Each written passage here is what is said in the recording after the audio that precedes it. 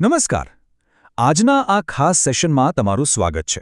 આજે આપણે એક એવી વાત કરવાના છીએ જે સાંભળવામાં કદાચ સામાન્ય લાગે પણ ખરેખર બહુ જ ગંભીર છે.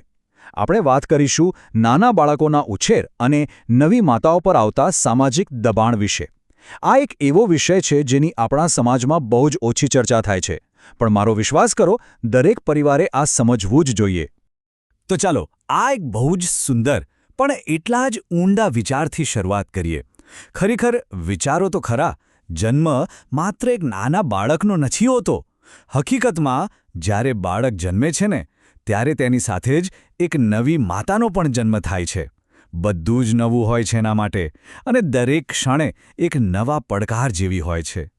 વિભાગ 1: માતાનો નવો જન્મ. બસ આ જ છે આપણી આજની ચર્ચાનો પાયો. હવે વિચારો, જ્યારે એક સ્ત્રી માતૃત્વમાં પ્રવેશે છે ત્યારે તે શારીરિક અને માનસિક રીતે કેટલી થાકેલી હોય છે. એની ઊંઘ તો પૂરી થતી જ નથી. પણ સમાજ આ વાસ્તવિકતા ઘણીવાર ભૂલી જાય છે. ઘરે આવતા મહેમાનો કે વડીલો વારંવાર એવી વગરમાગી સલાહ આપે છે કે સીધી માતાના હૃદયને વાગે. ત્યારે એક બહુ જ મોટો સવાલ ઊભો થાય છે. જે માતાએ 9 મહિના સુધી પોતાના લોહીથી બાળકને સિંચ્યું છે, શું એને પોતાનું બાળક વહાલું નહીં હોય?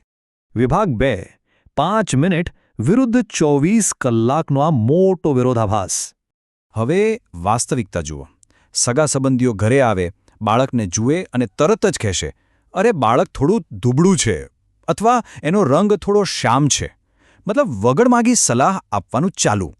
પણ એમને એ વાતનો જરાય અંદાજ નથી હોતો કે આ 2 મિનિટની વાતો એ માતાને માનસિક રીતે કેટલી હદે તોડી નાખે છે, જેણે પોતાના બાળક માટે 9 મહિના સુધી પોતાનું બધું જ સમર્પિત કર્યું છે.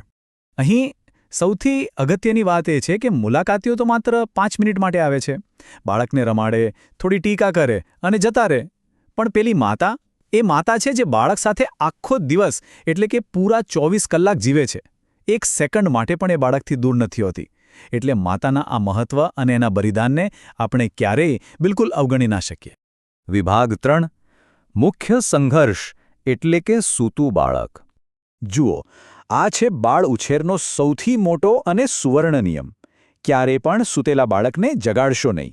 અને ખાસ કરીને જ્યારે બાળક 2 વર્ષથી નાની ઉંમરનું હોય ને, ત્યારે તો આ વાત સૌથી વધુ લાગુ પડે છે. બાળકને હેરાન ના કરો, એના સમયે એને સૂવા દો. એની ઊંઘ પૂરી થવી એ એના શારીરિક વિકાસ માટે બહુ જ જરૂરી છે. માત્ર તમારે રમાડવું છે કે ઘરમાં થોડો અવાજ કરવો છે, એના માટે નાના બાળકને ઊંઘમાંથી બિલકુલ ન ઉઠાવવું જોઈએ. અને જો તમે આ નિયમ તોડો છો, તો એનું પરિણામ કોણ ભોગવે છે? આ બહુ જ હૃદયદ્રાવક છે. મુલાકાતીની એ 10 મિનિટની મજા અને રમત એ પહેલેથી જ થાકેલી માતા માટે રાતભરની ઊંઘ વિનાની ત્રાસદાયક સજા બની જાય છે.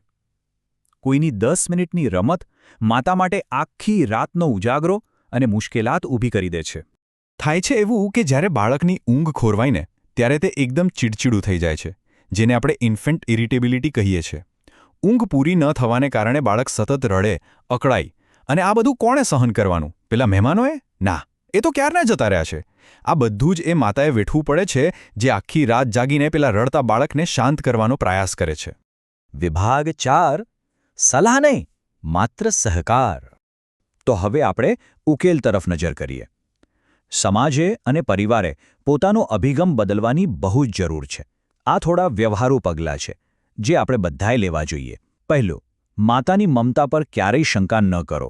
બીજું, માતાને બરાબર ખબર છે કે બાળક માટે શું યોગ્ય છે, એટલે ખોટો આગ્રહ અને વગર માગી સલાહ આપવાનું બંધ કરો.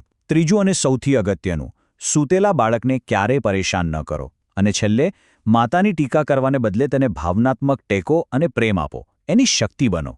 માતૃત્વનું આ એક બહુ જ ઊંડું સત્ય છે, જે આપણે હંમેશા યાદ રાખવું જોઈએ. જ્યારે એક સ્ત્રી માતા બને છે ને, ત્યારે એની પોતાની ઊંઘ, એની પોતાની ખુશી અને જરૂરિયાતો આ બધું જ ગૌણ થઈ જાય છે, પાછળ રહી જાય છે. આપણે એ સ્વીકારવું જ પડશે કે એક નવી માતાને જો અત્યારે સૌથી વધુ કોઈ વસ્તુની જરૂર હોય, તો તે છે ઊંડો આદર, પ્રેમ અને માનસિક શાંતિ. તો આજની આપણી આ ચર્ચાના અંતે એક બહુ જ મહત્વનો વિચાર કરતા જઈએ. જો સમાજ ખરેખર બાળકનું ભલું ઈચ્છતો હોય, તો શું આપણું સૌથી પહેલું પગલું એ માતાની માનસિક શાંતિનું રક્ષણ કરવાનું ન હોવું જોઈએ? શિશુની સાચી સંભાળ એ નથી કે તમે જઈને એને 10 મિનિટ રમાડી લો, સાચી સંભાળ એ છે કે જે માતા દિવસ રાત 24 કલાક એની કાળજી રાખે છે, એ માતાના માનસિક સ્વાસ્થ્ય અને શાંતિનું આપણે બધા ભેગા મળીને રક્ષણ કરીએ. આશા છે કે આ ચર્ચા તમને બધાને બહુ ઉપયોગી લાગી હશે. સમય કાઢવા બદલ તમારો ખૂબ ખૂબ આભાર.